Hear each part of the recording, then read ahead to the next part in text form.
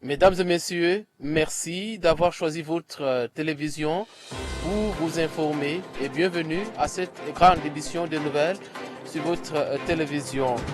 Les diplômes d'État édition 2021 sont déjà disponibles ici au Kassai-Oriental. Ces pièces de fin d'études humanitaires ont été remises ce jour aux inspecteurs adjoints des secondaires pour les remettre aux concernés et ça va être gratuitement selon l'instruction donnée par le ministère congolais de l'enseignement primaire, secondaire, professionnel. Vous allez également suivre au cours de ce journal qu'il y a eu lancement ce jour de la campagne de recensement des assujettis aux taxes et impôts au Kassai-Oriental.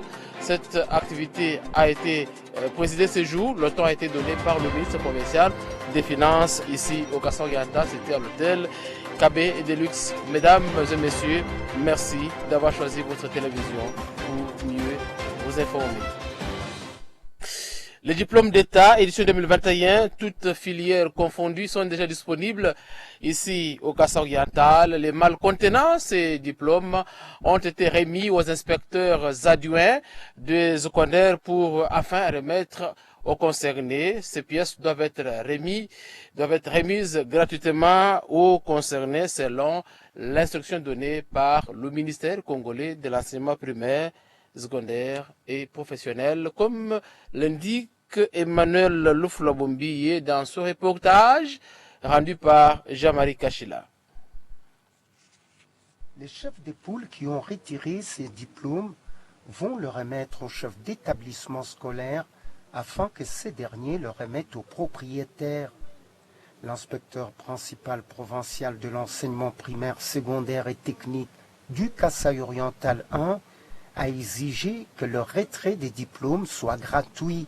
Aucune raison ne peut justifier le paiement des frais à la remise des diplômes.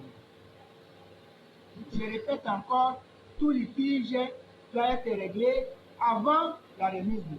Ce n'est pas pendant la remise des diplômes. Plus de 2000 diplômes n'ont pas été rédigés pour les candidats du Kassai-Oriental 1.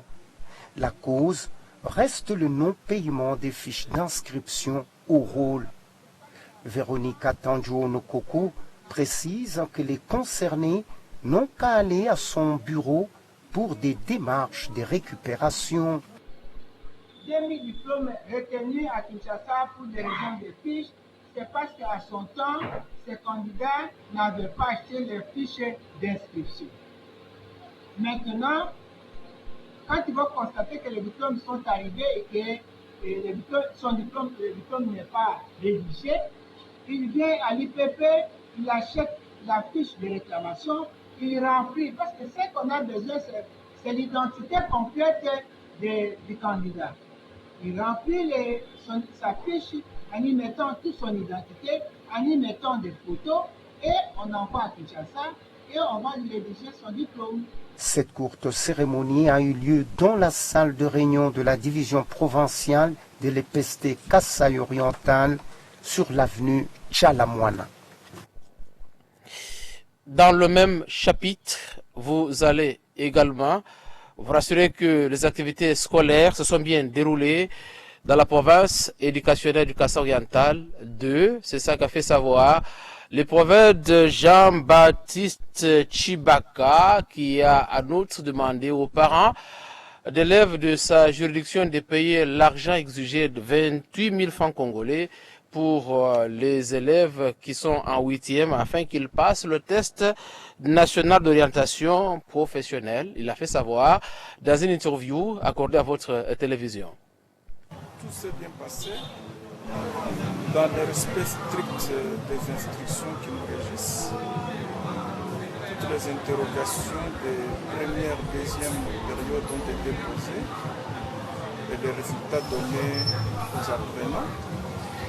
L'examen du premier semestre, bien les examens du premier semestre ont été posés et ça s'est passé normalement bien. Là qu'il y a des problèmes dans notre province, il s'est fait que l'année antérieure, il y a eu un afflux de candidats au préliminaire. Je ne sais pas pour quelles raisons. suivante, donc l'année passée, cette année, il n'y a pas eu non plus d'engouement. Nous n'avons reçu que 8 candidats pour toute la province nationale. Et l'examen était venu, ça s'est déroulé en bonne conditions requises. Bon, nous remercions d'abord le gouverneur pour avoir pris cet arrêté. Contrairement à l'année passée, bien sûr, où l'on a connu des difficultés, où l'arrêté est sorti un peu en retard, cette fois, l'arrêté est sorti à temps. Les parents seront sensibilisés, seront informés pour qu'ils puissent s'acquitter bien dans les délais afin que les enfants puissent bien passer leur examen et que les organisateurs puissent bien organiser matériellement cet examen-là. Je vous ai dit que le premier semestre s'est passé normalement bien dans l'esprit des instructions. La province éducation du Kasaï-Oriental 2 n'est pas une province autonome qui a ses propres instructions. Nous sommes tous liés aux instructions ministérielles de Kinshasa. Bien sûr que oui, et même qui sont relayés par le gouvernement provincial, bien entendu.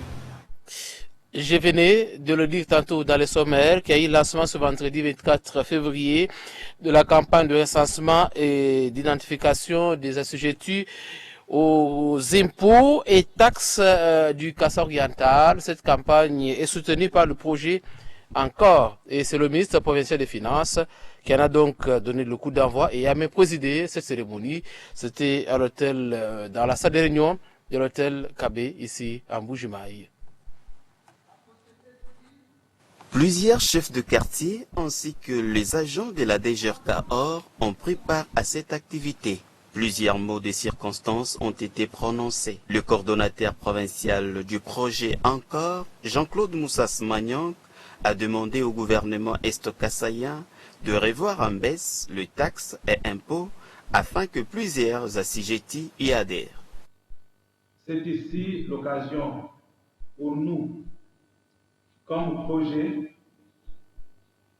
de solliciter du gouvernement la réduction de certains taux, notamment celui de l'impôt sur les revenus locatifs, comme cela s'est fait ailleurs, et de capitaliser ainsi la participation d'un plus grand nombre de contribuables au paiement. Pour sa part, le ministre provincial de Finances, Anakle Mutombo Kazadi, a rappelé à l'assistance que les impôts et taxes font la force du gouvernement. Le contraire n'est pas permettre le développement du Kasaï oriental. À cet effet, chacun dans le cadre de son secteur d'activité doit payer les taxes et impôts pour donner au gouvernement provincial des moyens de sa politique devant lui permettre de faire face à ses charges publiques, notamment la construction des écoles, la réhabilitation des routes, réhabilitation des ponts, j'en passe. Juste après, les explications de ces impôts et taxes ont été données aux participants. Ceux derniers seront déployés sur terrain pour recenser les assujettis. Cette campagne a eu lieu dans la salle de banquet de l'hôtel Kabé de l'Ix, dans la commune de La Conchée.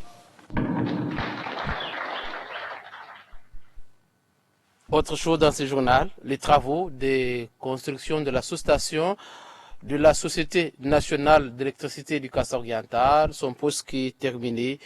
Au bout de quelques jours, cet ouvrage qui va abriter le matériel de la SNEL pour l'électrification de la ville de Mbujimaï à partir du barrage hydroélectrique de Tchala va être remis à la province. Le constat fait par votre rédaction, c'était ce jeudi 23 février au site PMKO.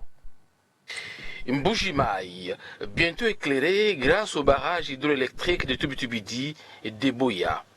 Les travaux de mise en œuvre de ce projet ambitieux sont en cours d'exécution. Au site PMKO, les travaux de construction de la sous-station de la SNEL se poursuivent. D'ici peu, la Société nationale d'électricité va être en possession de sa sous-station, première étape, pouvant aider à desservir la ville de Mbujimaï grâce à ce courant électrique venant du barrage de Butubidi, a fait savoir l'ingénieur Jansi Munkamba. Cet agent de la société Sogéac qui exécute ces travaux rassure que, au bout de quelques jours, la sous-station de la SNEL du PMKO sera totalement achevée.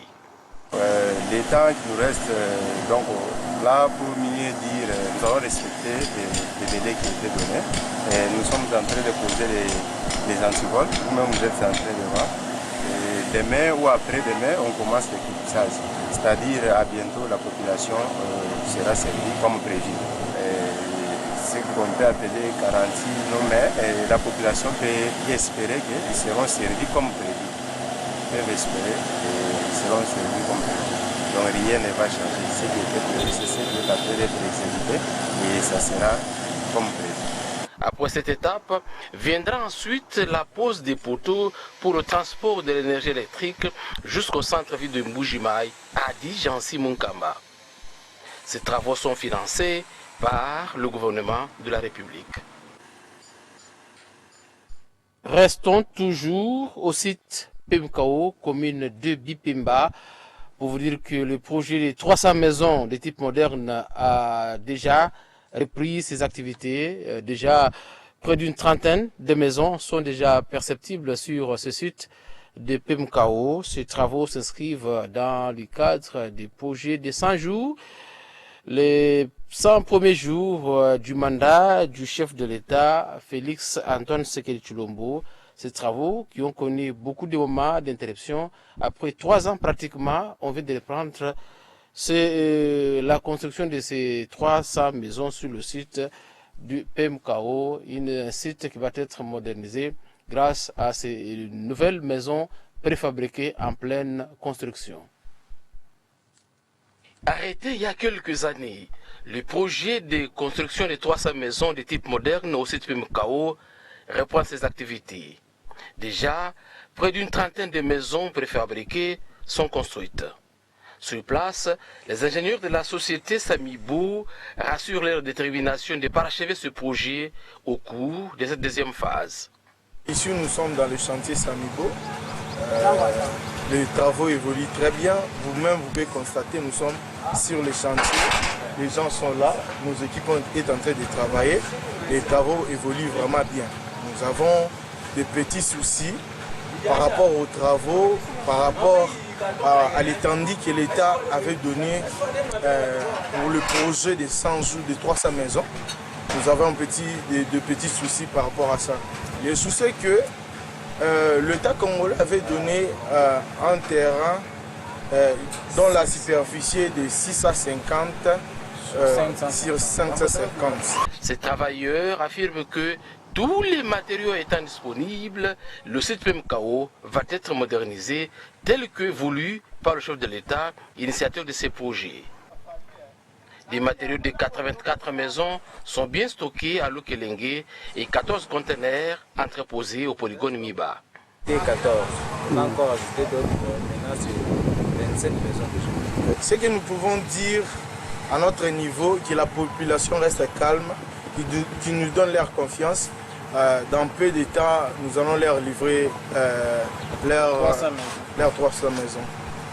Le projet de 300 maisons a été initié dans le cadre des 100 premiers jours du mandat du chef de l'État, Félix Antoine Tshisekedi Tshilombo. La population de Mbujimaï attend voir ces projets se matérialiser de bonne manière. Et pour terminer, je vous rappelle que nous sommes pendant la période d'identification et d'enrôlement des lecteurs. Nombreux se bousculent pour se mettre en ordre aussi, s'acquitter de ce devoir civique. C'est le cas de M. Ilunga Serge, commandant, qui lui aussi s'est acquitté de son devoir civique. C'était jeudi 23 février. Il a été accompagné par une foule nombreuse des membres de son parti politique, comme le fait savoir Jean-Marie Kachila dans ce reportage. À son arrivée, le commandant Ilunga Serge fut accueilli par une foule nombreuse qui lui a imposé une marche à pied. de l'aéroport de Bipemba jusqu'à l'hôtel Kabé, en passant par le rond-point Salongo et Kalalawankata, les futurs candidats à la députation nationale pour la ville de Mbujimaï fut ovationné par une foule immense. Conférence terminée, Ilunga Lukunga Serge est allé accomplir son devoir civique au centre d'enrôlement situé à l'épée Longo dans la commune de Bipemba. Un motif de joie pour lui. Je suis content de voir que le pays est en train d'avancer. Comment? C'est de la nouvelle technologie, c'est que j'ai vu.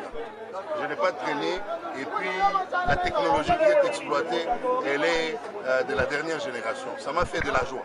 Le message, il est adressé à tous les Congolais, à tous les Kassaïens et à tous les Mbujimaïens. C'est le message de s'enrôler massivement.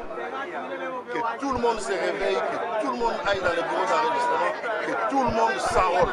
C'est hyper important.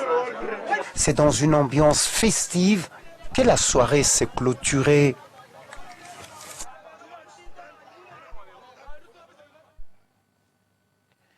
Mesdames et messieurs, c'est par ici que se referme cette grande édition d'information sur votre télévision. Ça a été un grand plaisir pour nous de vous l'avoir présenté. Merci à nos réalisateurs, Isaac Ngandou et Jean-Pierre Mukendi. Merci à vous aussi qui l'avez regardé. Le prochain rendez-vous avec les informations sur cette chaîne, c'est dans les heures qui suivent. Mais d'ici là, portez-vous bien chez vous.